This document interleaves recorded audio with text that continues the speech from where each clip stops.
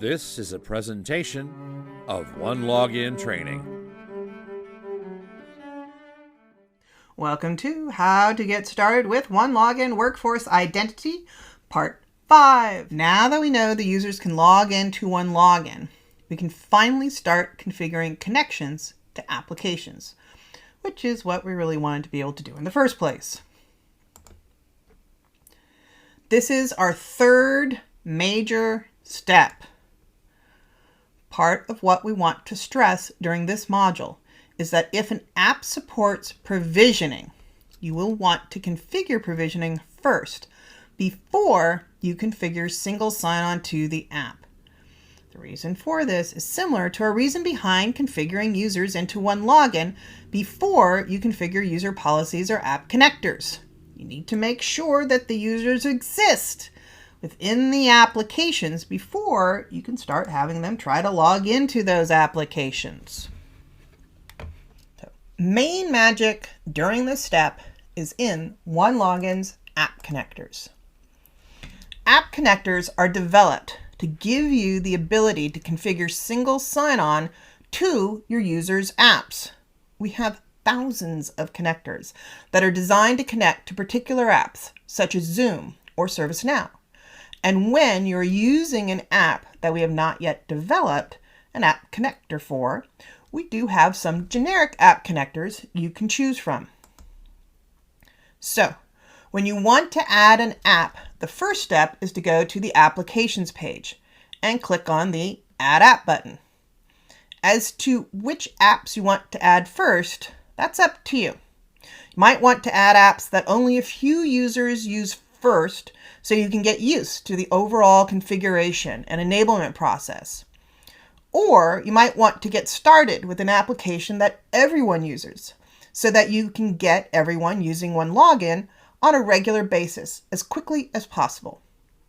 It's important to understand that some apps might have some tricks that you need to be aware of when setting them up. So it's a good idea to see if there's any documentation available for the app connector you're configuring before you jump in. Just do your homework. When you click on Add App, you have the ability to browse the app catalog or just search for exactly what you want. Searching is usually faster. However, sometimes we have multiple connectors for the same app, as you can see here with G Suite. Most are used for very specific use cases, and one is typically the one used 99% of the time. Again, this is why it's important to find the documentation first so you know which one you want to choose. A good bet is to choose the one that has SAML or OIDC option and that has provisioning capabilities if possible, like the one here that just says G Suite for its name. So choosing that correct app connector is not always as straightforward as you might think. We've got a flow chart here that outlines a few features you can look for that will help you choose which connector is the correct one, at least the majority of the time. Main problem with choosing the correct one is that, again, there are often several to choose from, and in this case, there's usually one main connector, again, you want to use. The rest are for very specific use cases.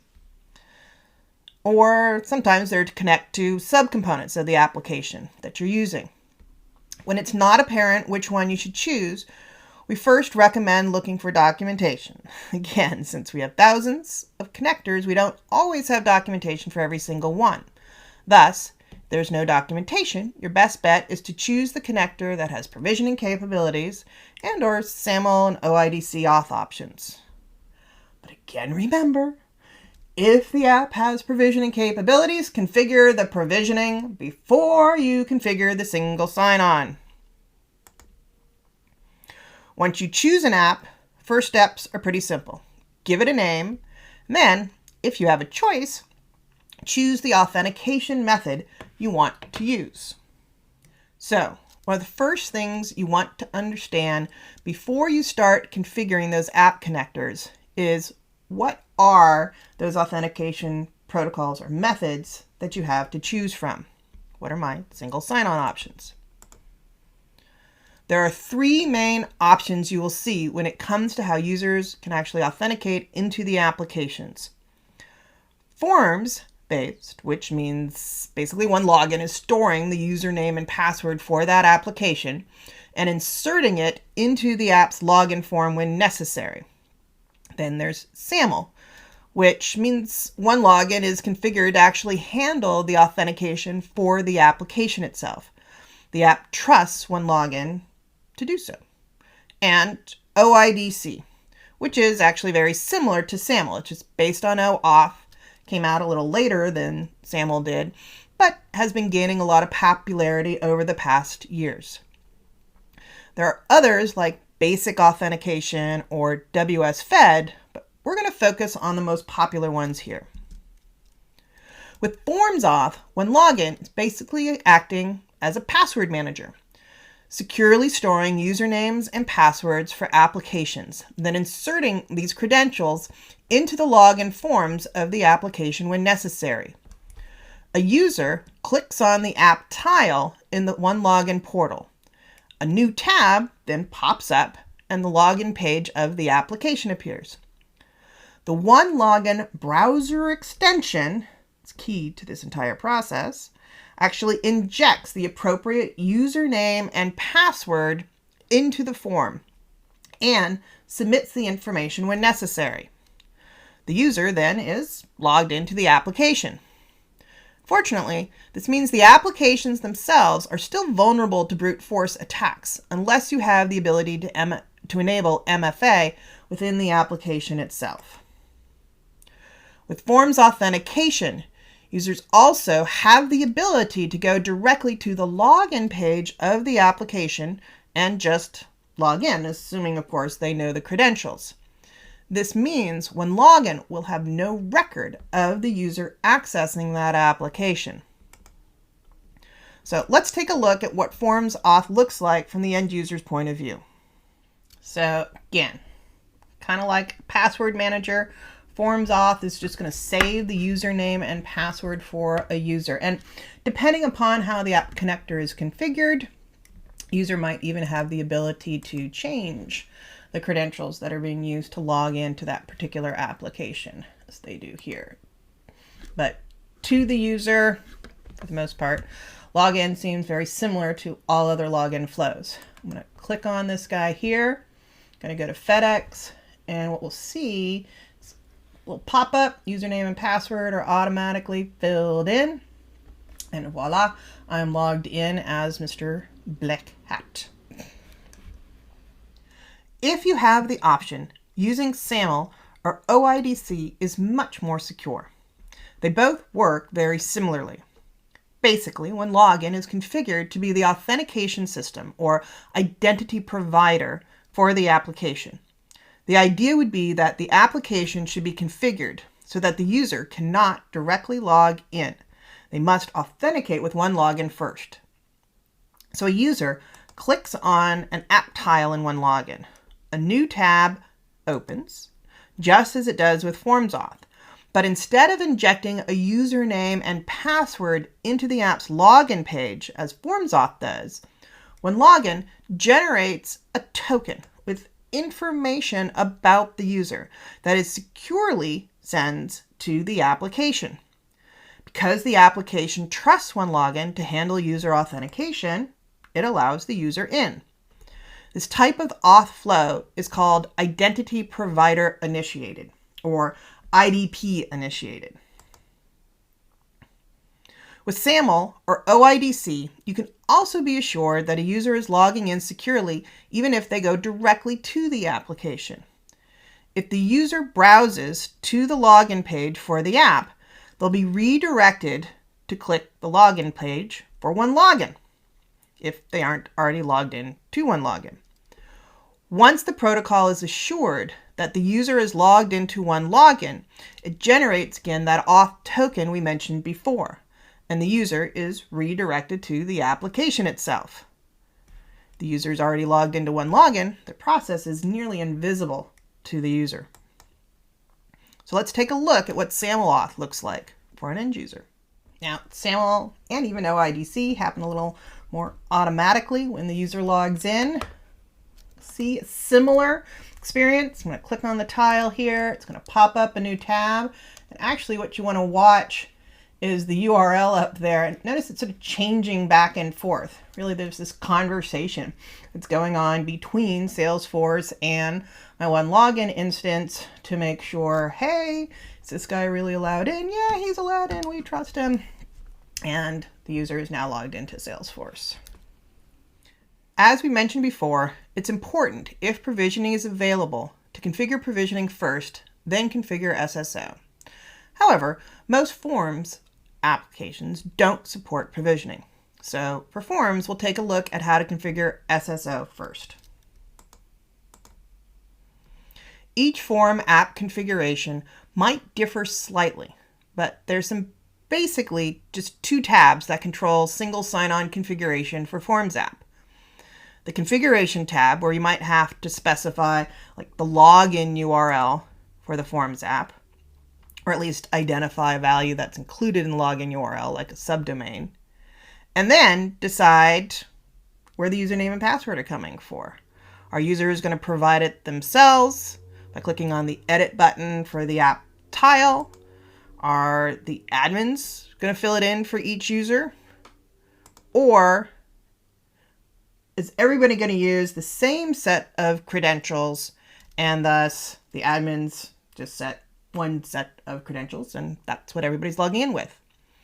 Keep in mind, users will have to have a user account in those Forms apps before they can log in.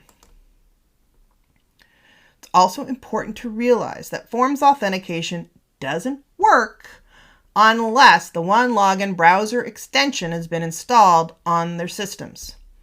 They're automatically prompted to install the OneLogin browser extension when they first log into OneLogin. If they want to do it later, they can do it through their profile. The browser extension also provides a handy shortcut to get to their applications in OneLogin. And it can even detect when a user is providing a username and password to a website and then prompt them, hey, do you want to save those credentials in OneLogin? Users have the ability to even add in their own connectors using Forms Auth by browsing the App Store from the OneLogin portal and selecting the app they want. Then just provide the credentials and sometimes something like a subdomain. So we saw what it's like for a user to log in using Forms Auth. Now let's actually go configure a Forms-based app connector. So adding in the Forms-based connector, really pretty simple usually. I'm going to go to my main applications page here. I want to click on Add App in the upper right-hand corner, and then really just type in the name of the application that I want to add in. In this case, we'll play with FedEx. I've got two to choose from here. I know I'm not a vendor, so the one with the simplest name is the one that I really want. I'm going to click on FedEx. I can change its name at this point. I actually already have a FedEx connector because that's what I was demoing earlier. So we'll just call this one FedEx New and click Save. At least we can tell the difference between this one and the one that I already did.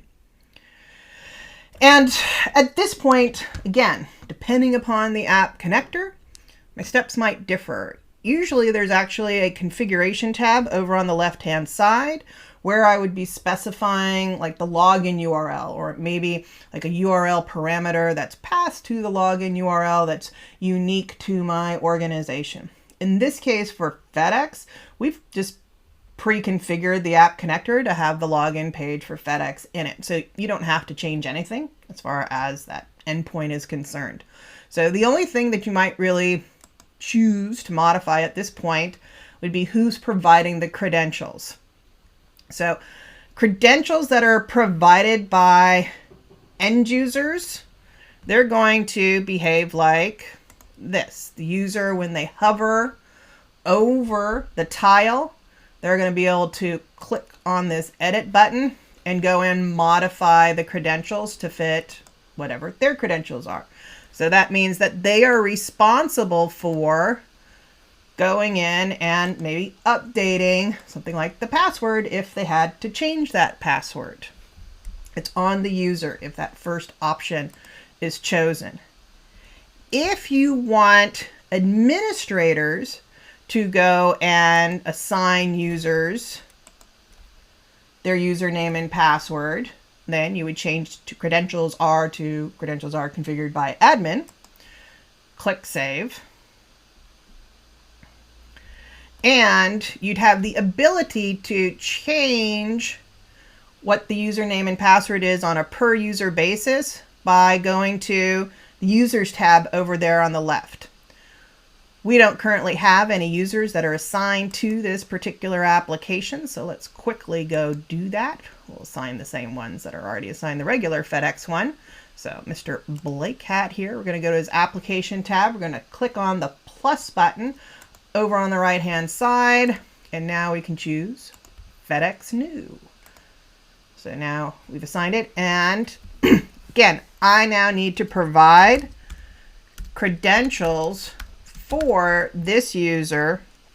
I'm going to do Blake Cat user and put in the password and click Save. Okay. Notice it says admin configured over here versus user configured. That's what we had with the original one. So now, if I go over to Mr. Blake's account and I refresh his portal, let's go to the company tab because it's not frequent. He hasn't gone to this guy yet, so it's not going to be on the frequents tab, but it will be on the company tab. And we see FedEx New right here. And if I click on this, again, it's the right credentials for him. So we can see he's automatically gotten logged in there. Now, how about, what do we want to do for Fire over here? Well, Fire, number one, has not been assigned to the application yet. So we're going to need to go to Fire's record and go to Applications and assign him to FedEx New. Click Continue and provide some sort of credentials for him. Yeah. So now we have something for him. Again, he's going to see it. We go here. We're going to want to refresh. Of course, if he logs into it, those credentials actually don't exist. So he's going to kind of fail in this login attempt. All right. Now, what about the case where maybe, Blake Hat is really the only user account that we've created in FedEx. That sometimes happens. Certain applications, basically multiple team members, are sharing the same login to access that system. So that's the third option over here when we are configuring those parameters. So we're going to go back over to FedEx New,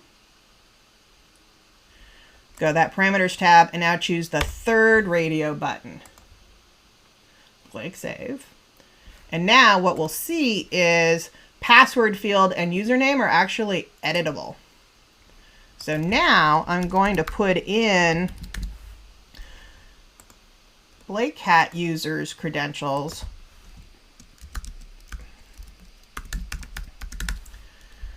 and save those. Now, let's go see what happens when these guys try to log in. So again, I want to refresh portal, make sure the changes went through. He can't make a change. So we're logged in here. This is Firewall. Remember, Firewall failed the last time we logged in because we provided credentials that didn't really exist in FedEx. But now, if we click on FedEx New, he should be using Blake Hat's credentials, and as long as I didn't type them in incorrectly, we're logged in as Blake Hat over here. Yay! And of course, Blake Hat himself, let's make sure he's logged out so this is a fair test. When he goes to FedEx New using those same credentials, he is automatically going to be logged in as Blake Hat user. All right, so that's that third option where we have now shared credentials. And I can see, again, all my users over here. And I have configured my forms-based authentication. This concludes part 5 of how to get started with OneLogin Workforce Identity. Please continue on to part 6. This is a presentation of OneLogin training.